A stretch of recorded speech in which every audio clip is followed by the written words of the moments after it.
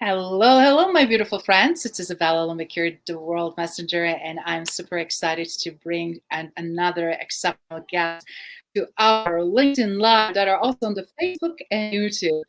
I have a pleasure to hear Sara Ledterman firsthand speak on Clubhouse, and that's actually how I got to know her.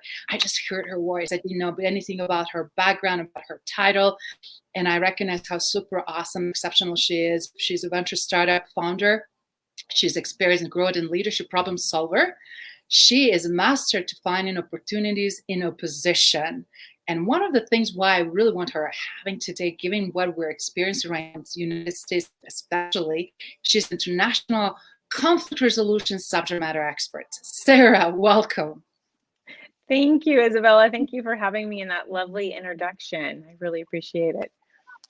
You are very welcome. And you're more multifaceted, and it's so much more to be added. And I'm sure you're going to share with our audience a little bit more about your background. But you're joining us from San Francisco, from Bay Area, right? Just a little bit north of San Francisco, yes, but I'm in the greater Bay Area. I'm trying to get as far away from the traffic as possible. I don't blame you. And right now I'm in Bay Area.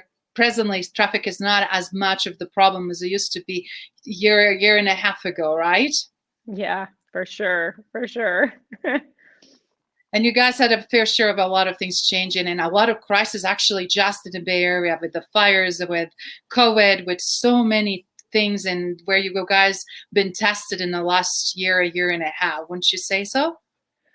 Yeah, I think that we went from kind of crisis to crisis to crisis. So I feel like people have really learned to be resilient for the most part, which I think is great. And I see that micro communities, I think that people are home more now. So people are engaging with their neighbors and their community. And I see so many more people at the parks and getting out, which I actually think is so important, because I think that our culture of wanting to like work from home and has led to a little bit of isolationism pre-COVID.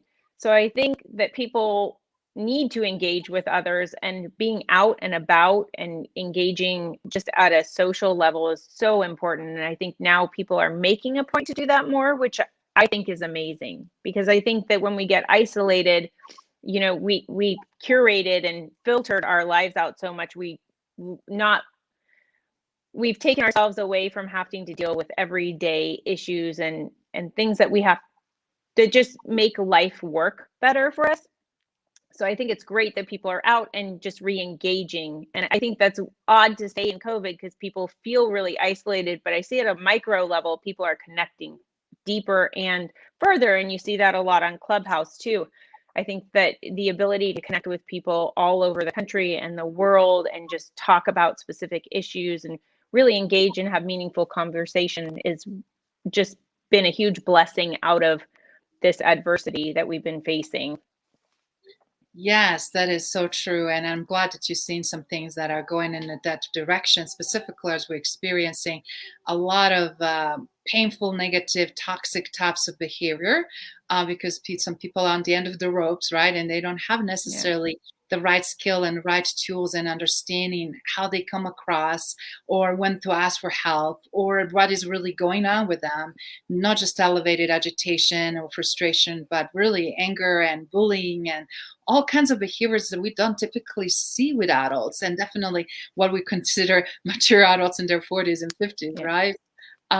But with that in mind, do you mind just a little bit shed some light? How did you got into to be subject matter expert, specifically international conflict resolution? Because that is very challenging and difficult arena to play in. And I had a quite a bit of exposure with that, voluntarily and involuntarily. So please, could you shed some light on that, please? So I started really early in that I studied international economic development, and with a specific area of Africa. And Africa is completely conflict ridden in the way that our country engages with Africa. We don't, especially in the 90s when I started. So when I went to work for the House of Representatives, on African affairs, it was refugee camps, war zones, crisis situations. And on an economic level, how we can help and engage ended up being in just figuring out who the stakeholders are and how to help them. And what I learned is a lot of what we perceive the problems are not what the actual problems are. So stepping back and listening and understanding where all the players are coming from is the most important part in resolving conflict. So I took an approach of just asking a lot of questions and just really figuring out early what everyone's agenda is, because everyone's just trying to come to what sometimes is just the least painful resolution in a problem. And you have to just know who the players are and what they need, whether it's refugees who are just looking for food and shelter, or if you're dealing with someone who has a political agenda, it's really the same. It's trying to find the best possible outcome in the worst possible circumstances. So I think we take that into leadership, and I've loved to do this in organizations because we always do things really slowly in large organizations. But when you're in a crisis situation, you have to do things quickly. So Yes. what I love to teach and share is to make fast decisions. Like, be a speedboat, don't be a cruise ship, because you learn that in crisis situations, you need a decision now. Like, you don't have the luxury of taking a lot of time to do a lot of analysis and all of these things that really bog large organizations down. So I think COVID has taught leaders, like, you have to make decisions. Black Lives Matter has made large organizations that were used to doing business certain ways really have to change quickly and rapidly. And that's something that makes organizations function better and grow and change or be more profitable, whatever your end goal is. And so those are skills that you learn in those situations. And yes, negotiations in political matters can take a long time, but in crisis situations, they're fast. So just learning to handle problems quickly and really do those fast assessments, and know where the other people are coming from and what you can give up and what they can give up is just the quickest way to get where you want to be, and really not spend a lot of time and resources getting there. That is fantastic. And then it's a great component here. And I love what you said. You have a choice, specifically right now, organizations that are taking their merry time. They want to be cruise Mm-hmm. ship, or they're going to be the speedboat. And this requires alertness and the decision and preciseness. And a lot of people don't have that muscle because it's also tremendous responsibility. And what if we fail, and what all of these crazy things come up? We have a Donna join us here. Thank you, Donna, for sharing. Yes, great to see you. Great to see you from Clubhouse, also here on the LinkedIn, as well as, yes, collaborating. What an amazing way for us to get to know each other, isn't it? So when you mentioned working in crisis environments, I mean, obviously being quite a bit exposed to that myself through the war zones, as well as people that experience that and navigating immediate danger and immediate crisis. Right now, I guess we have different levels of those crises. And I remember from PR standpoint, a lot of companies really will have plans, but they will never ever test them out and never really prepare for the magnitude of problems they're seeking right now. So do you mind sharing, just to pick in some, what do you see happening just from your perspective in Silicon Valley? Where do you see some major pain points that are happening right now? Well, one of the things that I've always seen, and when I started being a woman trying to fundraise, and this was over a decade ago, that the gender equality in the Silicon Valley was really apparent, really apparent. And I think that minority women on top of that was even further down the chain. And so I've always liked to help female founders and startups, because there's such a disparity in having your voice heard and getting in front of those people. I always like to say people know what they like and like what they know.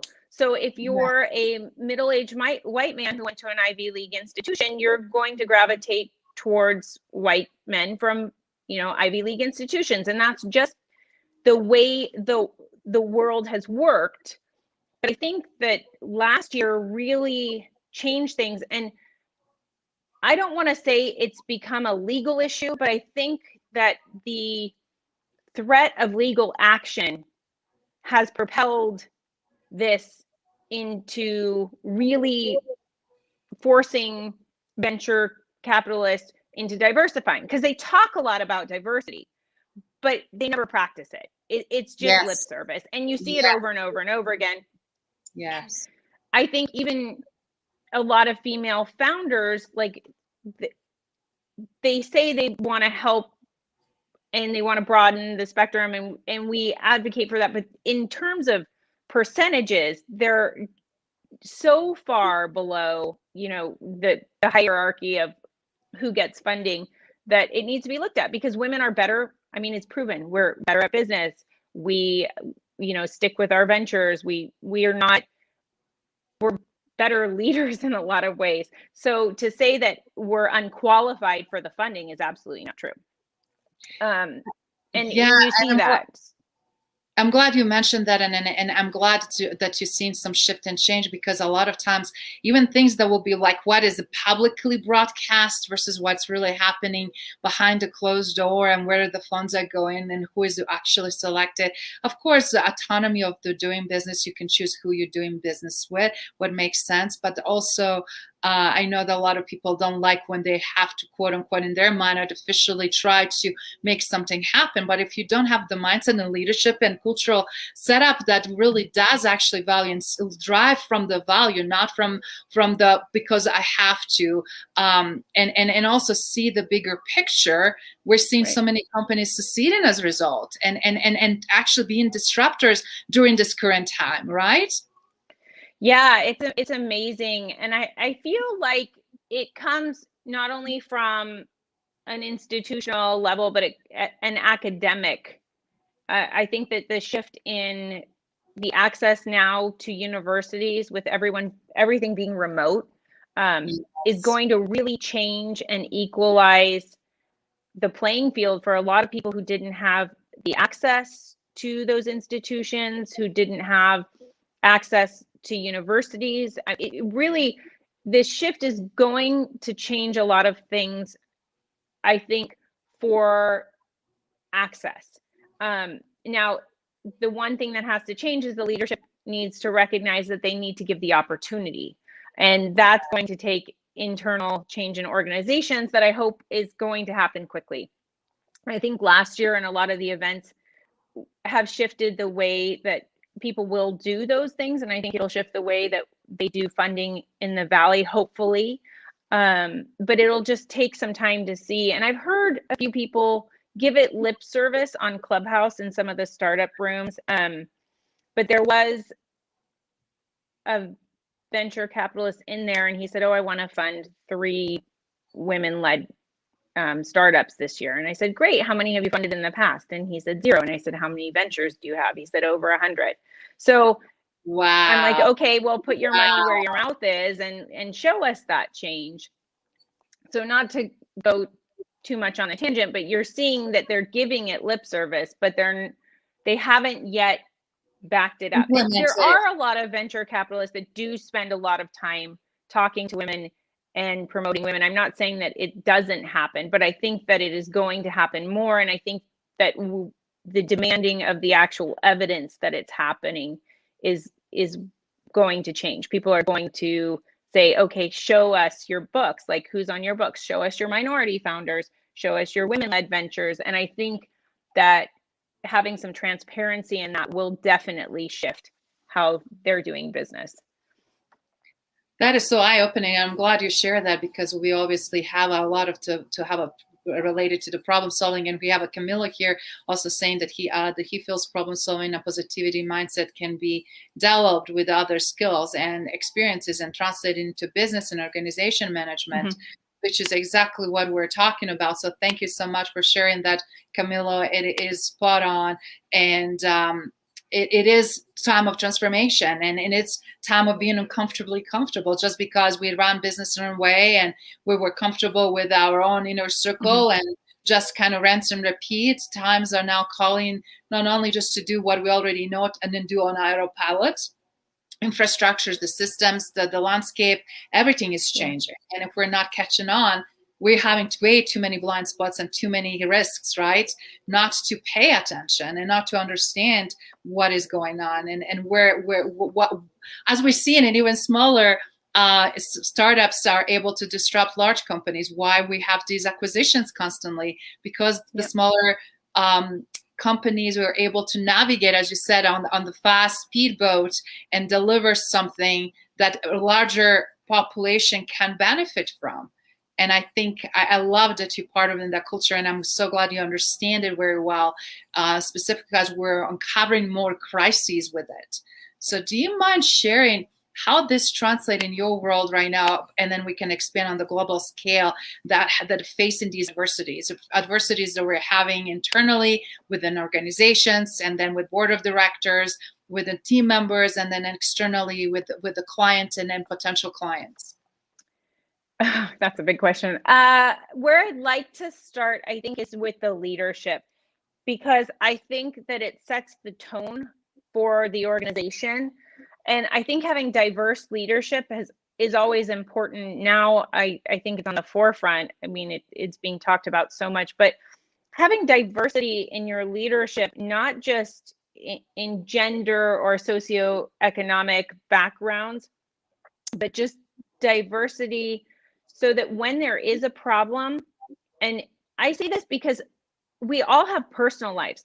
And one of the things that COVID highlighted is when we all had to shift to working from home, we really had to lean on other parts of the organization when, as leaders, we had personal things going on, like kids at home, 3 to 4 kids at home, a spouse working from home as well.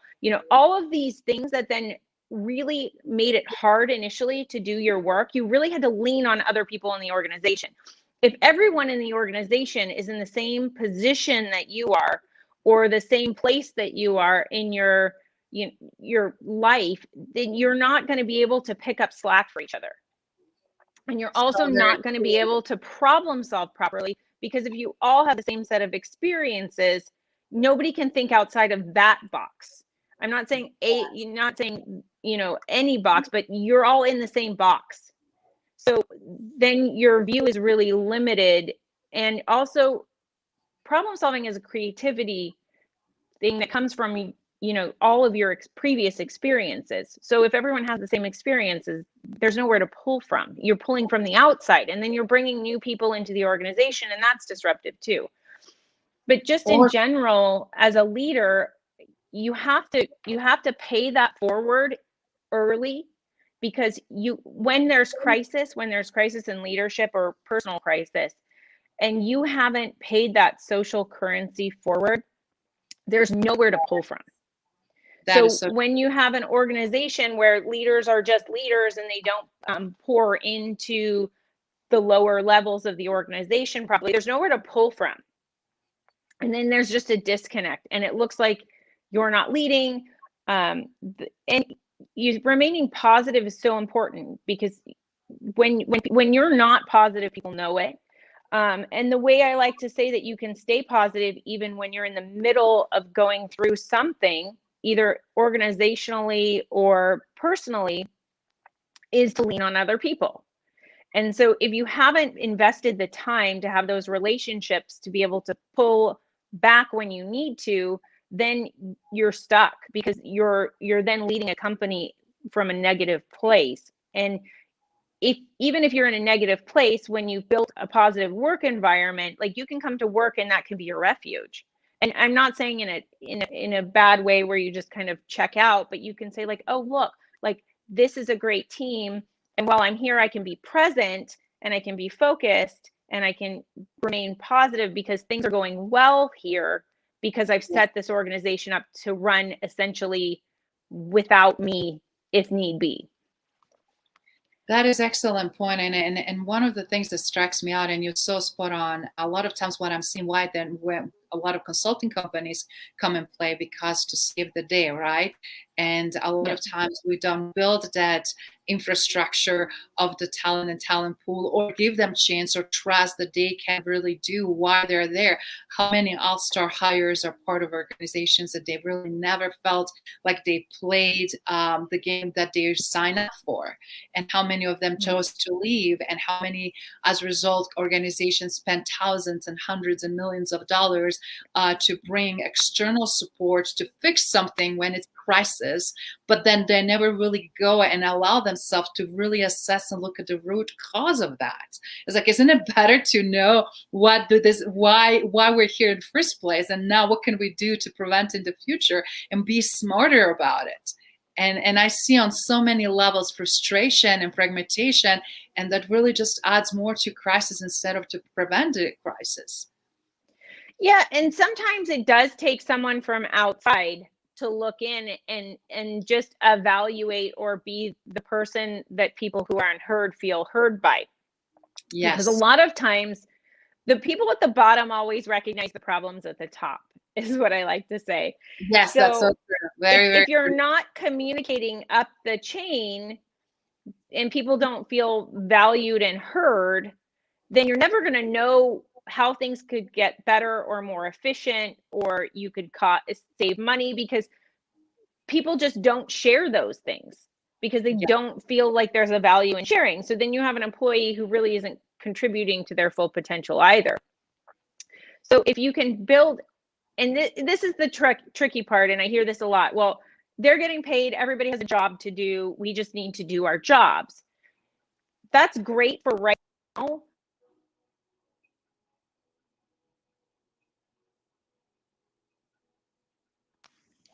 Are we there? Sorry. Yes. No. Okay. So that's great for right now, but if you want to move an organization being more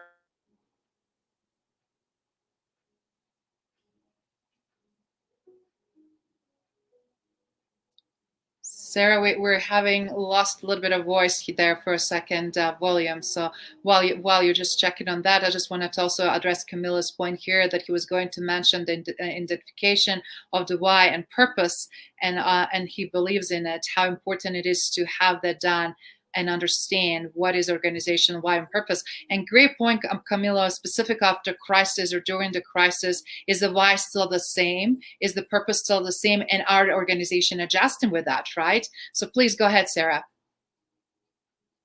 I can't hear you. Your volume is off, so go ahead. No, we for some reason lost your volume.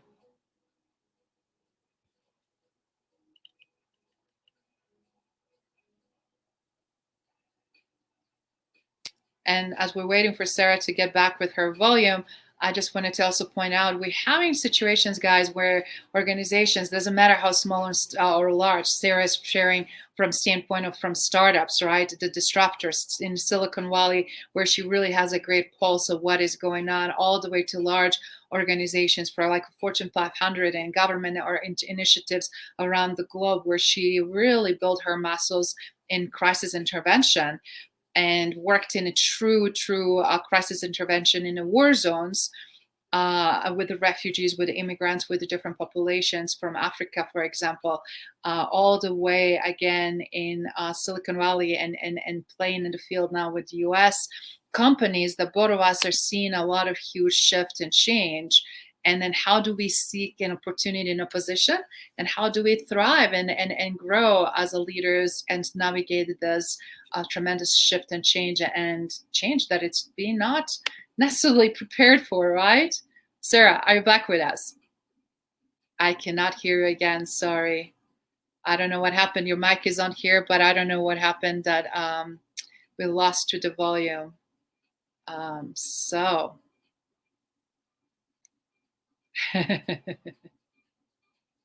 Okay.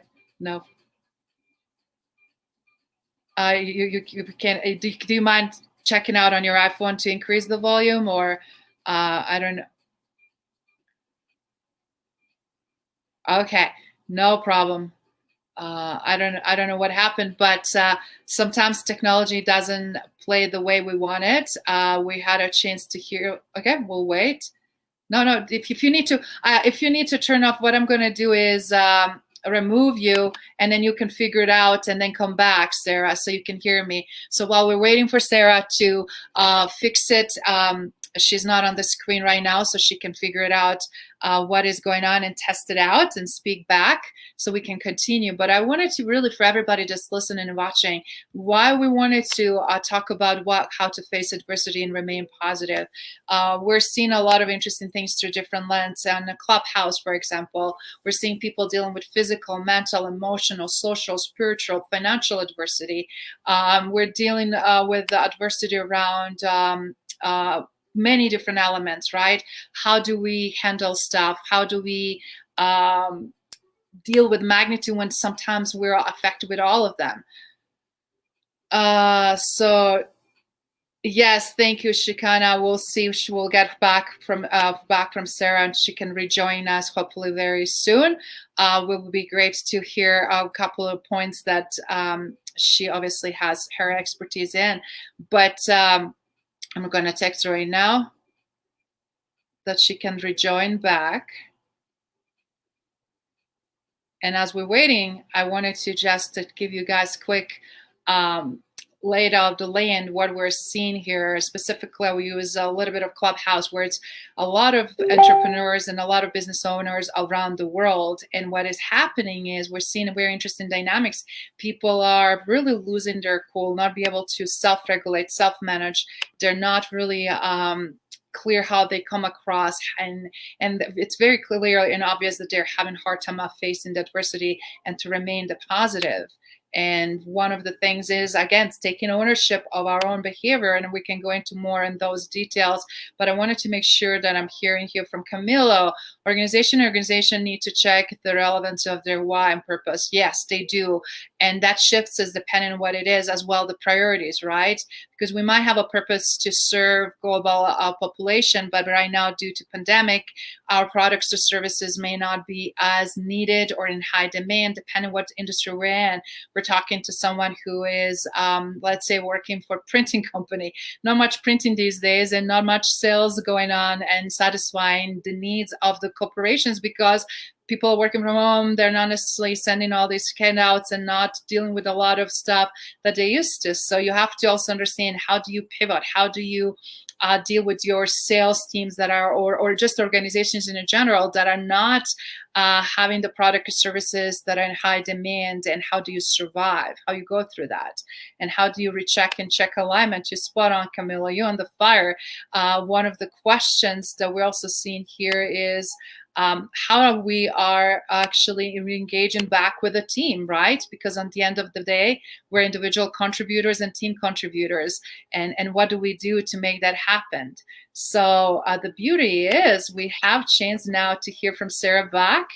As I was sharing a little bit, Sara, how we're seeing dynamics on individual and team level taking toll for adversity, to see the behavior and patterns of people that truly are not able to understand or self-regulate with what is going on. So, Sara, can we hear you? Yes. I'm so sorry. I don't know what happened. This technology always doesn't love us. That's one of the things I'm learning.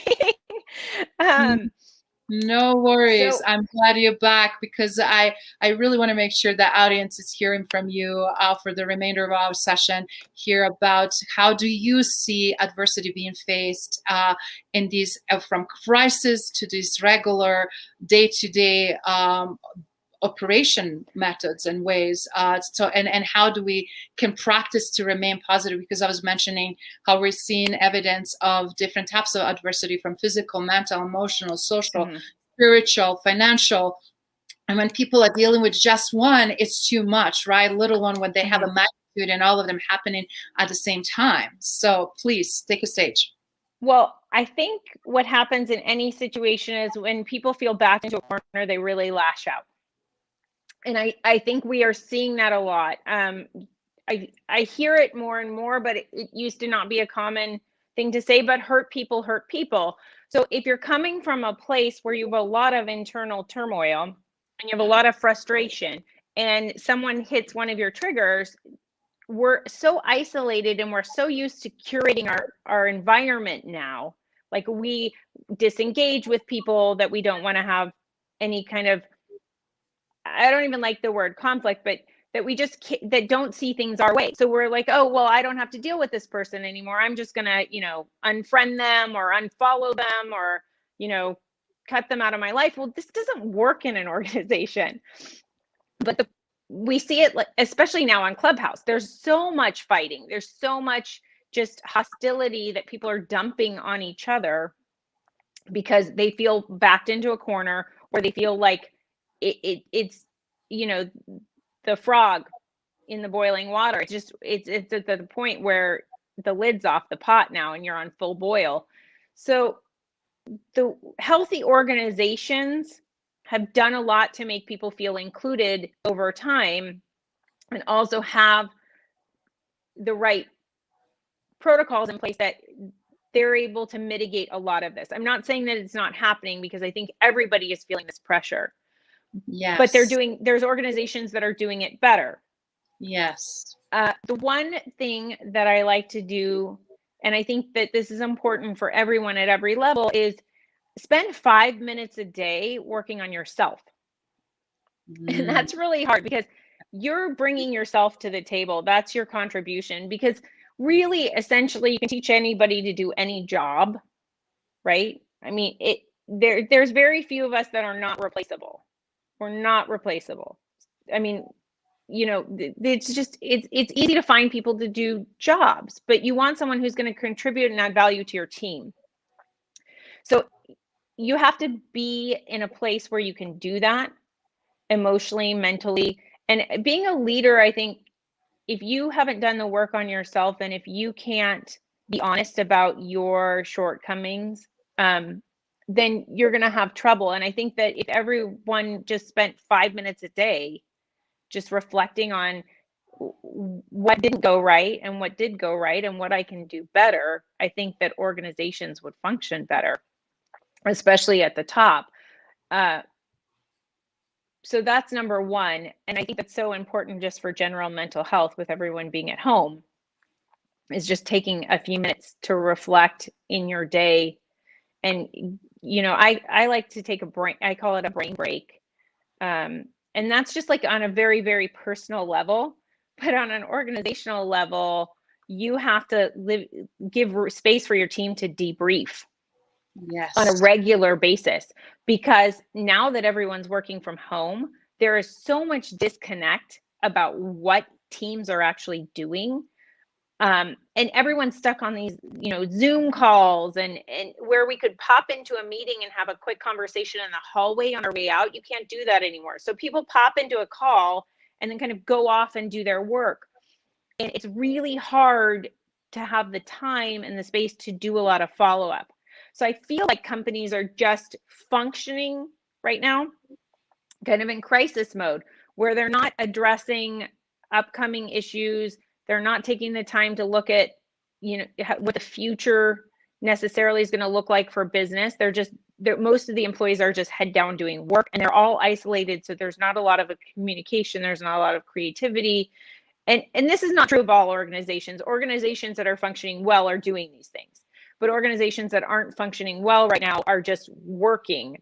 And I think the problem is that as the economy changes over the next 12 months, and as the workforce changes, because really there's going to be a lot of changes to the way we permanently operate and the way the workforce maneuvers, I think, in skill sets and in balancing how kids are going back to school, I think is going to have a huge impact on large organizations.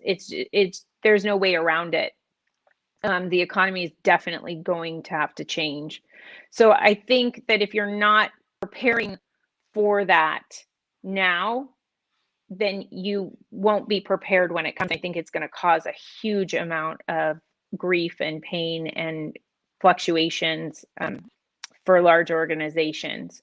And that's true of how we went into last year too. Organizations that really spent time cultivating culture and communication before COVID tend to do well through COVID, at least through the beginning of it. But I think if they didn't start then trying to cultivate a better relationship through COVID, they're now, like, we're a year into this and people are exhausted and things have changed. And so if they weren't doing that the last 12 months, now they're feeling it. So, and 12 months from now, when the economy shifts, people are going to feel it again. So part of good leadership is keeping people engaged, and that's always changing. And that takes a lot of just diversity to figure out how to do that, because you're not going to reach all the employees the same way in an organization. So if you don't have diversity of thought and diversity of socioeconomics within your board of directors and your leadership team, you're not going to know how to reach people effectively and keep people on the mission over time. You're spot on with so many elements that you just mentioned, and that is why it's so hard for, I guess, for so many people to grasp. But they do every day something, an incremental change will start happening, and that will propel them forward. But more we stall, more we've tried to work on things that are not as important or relevant or bringing us closer to targeted goal, which is synergetic integration of teams from virtual standpoint, and bring them back with a functional operation, and then of course with the successes, right? Everything that we did not work on even before COVID, I felt like when COVID started just showing up and bleeding through. But now that is taking over in a year for many people that resent change, don't want to adopt to change. They're having the hardest time, and as a result, they're actually, as they say, you just needed one bad apple to spoil the rest of the apples and rest of the team, and frankly with one negative toxic person. But what do you do? And I'm finding a lot of interesting dynamics here, because so many people are like, Izabela, but how much we should invest in them, and what should we also stop and let it go? Because we cannot do all the work. They have to desire and want it to do. So what would you recommend for people that are so much dreading and resenting change, and to do their own inner work and be responsible for it? So you can't do everything for everyone, and you can't be all things to people. You can give people tools, and if they don't choose to implement them, then you have a decision to make as a leader. You can't, this is the thing, like, you, at the end of the day, we still have organizations to run, and you still have to worry about the bottom line, whether that's investors or, you know, the ownership, leadership. Like, everybody has KPIs they have to meet. So absolutely, if your employees aren't meeting those and you've given them tools to do so, then you have to let them go. Like, hiring and firing is a fact of employment. Like, it is. And I'm not going to say that it isn't, because a lot of leaders say, like, okay, I know I have to do all these things, but at the end of the day, we still have products to deliver and, you know, contracts to fulfill and all those other things. So how do we manage this and that? And you can't do that just in a day. Like, it just has to be woven into the culture of the company in small ways. One of the things that I have always found really beneficial for leaders, and you can implement this at any time because it doesn't really take a lot of work, is just to write people notes. Identify people on teams that you don't relate to through their managers or however it is, and just send a note. I heard you contributed X, Y, and Z to this team. I just want to tell you the company appreciates you. That goes a long way in the long term. And you can't do that as a leader at every level of your organization, but all the leaders in the organization below you can do that on their teams. So just weaving in a culture where people are appreciated, and that leaders are identifying very quickly who's contributing and not contributing. And if you want to be responsive and you want to be a quick moving organization, then if that's not a strength on your team and you can't build it within that team, then you have to replace those people. It's just a fact. And it's unfortunate because not everyone is fit for every organization.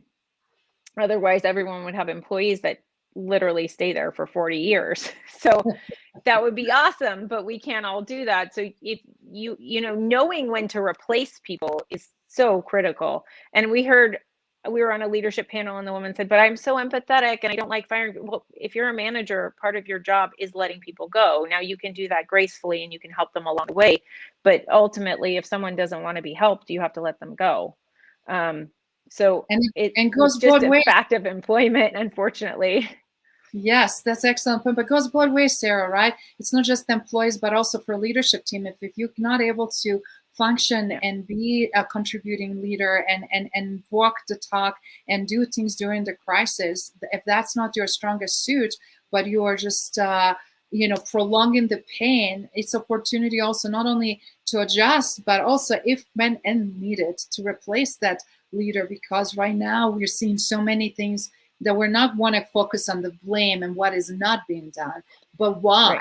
why we're not seeing the results that we could see. Because again, we see fragmentation within organizations and with the teams, and of course with leadership. And it's scary to hear.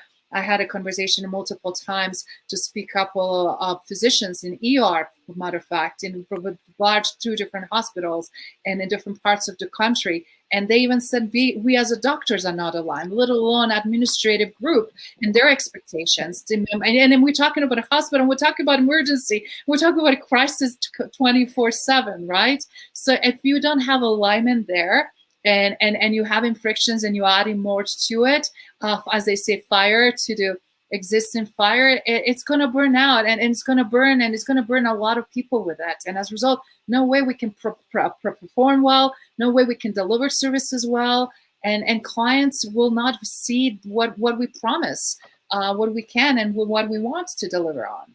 So these issues are so complex and so deep. So what would you suggest?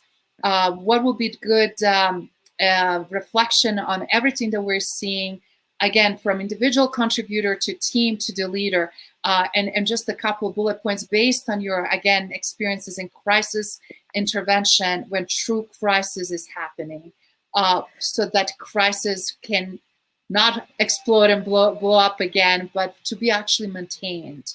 Anything that can be actionable, that they can say we can go and do it right now. What would that be, Sarah? Wow. So one of the things in crisis is you have to fix what you can fix right now. So when you have overrun ERs, the priority is the patients, and the only way you can do that if you can't actually participate in the solution is to support the people who are, boots on the ground is the best term I can use. So if you can't be a doctor and be participating, then you have to figure out how you can support those doctors the best way that you can, whether that's bringing in help, whether that's, getting extra nurses on the floor, like all of these things obviously require that there's an availability of help. But Yes. whatever ways you can support people that are the most critical to your organization, that's first priority. If you can't actually participate in the resolution of whatever is the crisis. So supporting them and then taking time in in real time to figure out what the best way to mitigate the crisis for each stakeholder is the most important. Like, so what's the crisis for doctors? There's not enough. So how do we bring in people to backfill, because our doctors are ultimately going to get sick or are going to get burnt out in the long run. So how do we move forward? Like, what is the short-term plan for that? What is the short-term plan for patients? And just building out very small goals and very small KPIs. Like, you can't fix it all right now, but you have to fix something now. So you just have to start somewhere. And this is where I say, like, think small, because when you look at a startup, they're having to maneuver and shift very quickly to get a project off the ground usually, or to change directions when things aren't going the way they expected. And it's the same thing. Like, how do you fix today's problem, but then you need to know what to do tomorrow, and you need to know what to do next week, and you need to know what to do in 30 days and 60 days.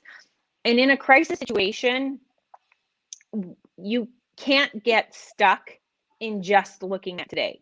You really have to look forward, and then you have to take a little bit of time out of that to reflect on what comes down the road.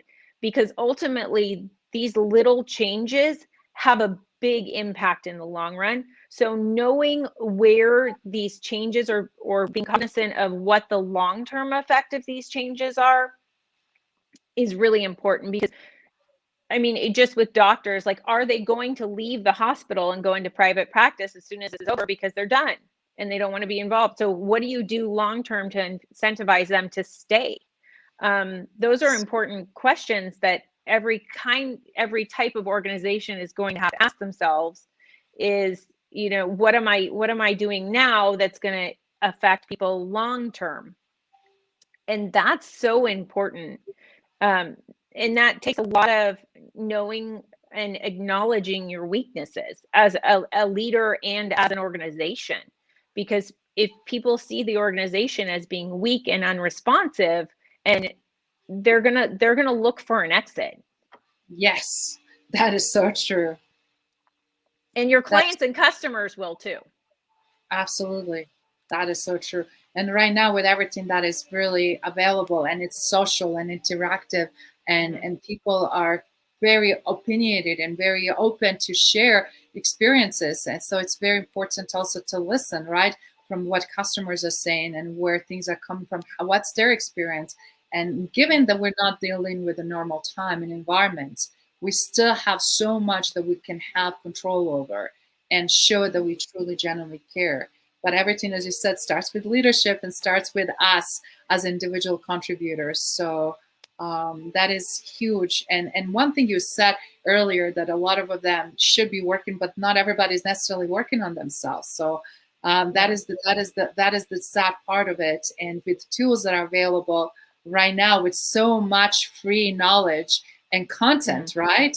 I feel like Yeah. it's no excuse, because we still have electricity, we have a water, we have internet, and we have access to all of those informations that are available. And it's just it's just a matter of being resourceful and having desire to Mm-hmm. elevate the game, and desire to really play as a great, healthy, strong contributor, no matter what the role it is. Would you If agree with that?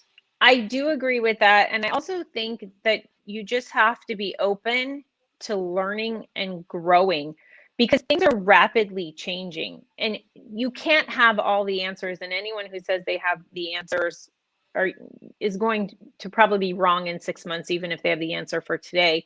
So just growing, Yes. just waking up with an attitude is like, okay, this isn't, there's opportunity to grow in whatever obstacle I'm facing today. And there's opportunity to learn or to change. If and people always like to say, "Oh, failure." Like, you don't fail unless you quit. And I don't like the word failure, because it's just a learning opportunity. And yes, I know in organizations that those have financial implications, but on a Yeah. personal level, if you can be open to learning and growing and admitting, hey, like, this didn't work, and leaning on other people in the organization to come together and really come to solutions, because you can't always come up with every solution yourself as a leader, and most of the time they're never your solution. They're always someone on the team or someone below you that comes up with the right solution, or someone externally. But if you're not willing to be open to learning and listening and growing, you're going to miss those opportunities. And you really have to cultivate a culture where people feel free to share those ideas, because someone might see something in your organization that you're completely blind to, that changes your direction or helps you pivot when the economy changes, and they'll take that idea somewhere else if you don't have a culture where they feel like they can bring it to their leadership. Wow, that is so powerful. And I love that you also calling out for the opportunity to have not only from top to bottom, but from bottom to the top conversation and exchange. I always call that as an elevator in the high, Mm-hmm.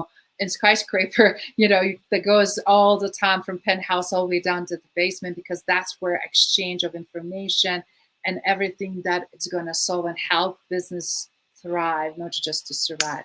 Anything else that you'd like to share in closing with our audience today, Sara? Sorry, my kids No, are coming up.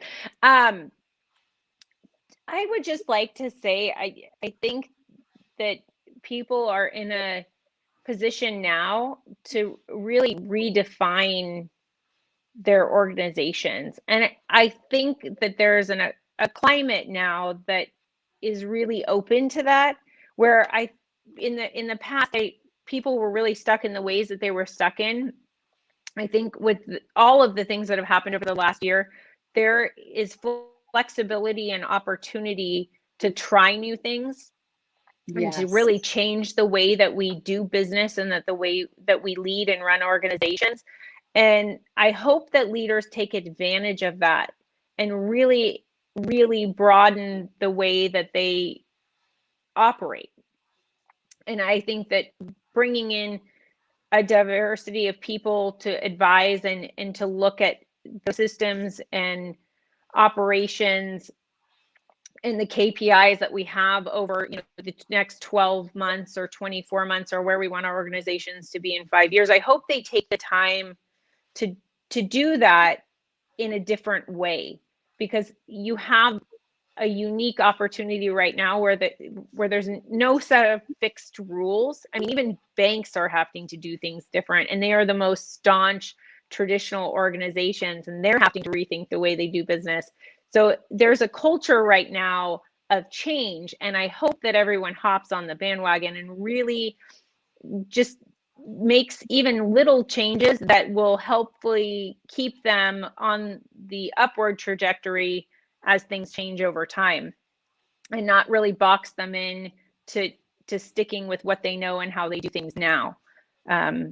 So that's what I hope that leaders are doing, and just remaining positive, because I think that mindset is a huge thing. We talk about it now, and I feel like it's a Yes. little bit cliche to say, like, oh, it's all about mindset, but really, taking things and looking at them as just a challenge to find a solution for. I mean, a lot of people in leadership are type A, and they like to win. So look at it as an opportunity to really change and grow and win. And winning is a team effort. It's not an individual effort. And I think that organizations are starting to realize that a little more. I hope so.